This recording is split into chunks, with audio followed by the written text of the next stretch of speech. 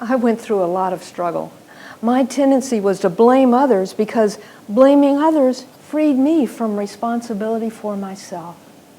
When I stopped blaming the others around me, I had to look at myself. I saw that in many ways I had caused much of the pain that was in my life through inappropriate activities, inappropriate behavior, and inappropriate attitudes. When I recognized my unhealthy thinking patterns, I realized that I have to become responsible for myself. I have to stop blaming others for what is wrong in me. I have to take responsibility for the damage I caused. For example, I remember standing at the kitchen sink, crying into the dishwater about all the problems that were going on in my life. Then one of my children walked in and said, "What's wrong, Mom?" And I said, "Nothing, nothing."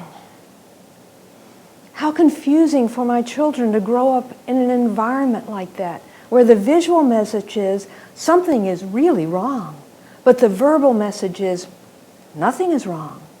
That's the kind of situation that creates problems in a dysfunctional home. Then the unspoken message is don't talk, don't trust, don't feel. So I had to own responsibility for what I was doing in my marriage. See, I looked at my husband's drinking and said, that's the cause of all that's wrong.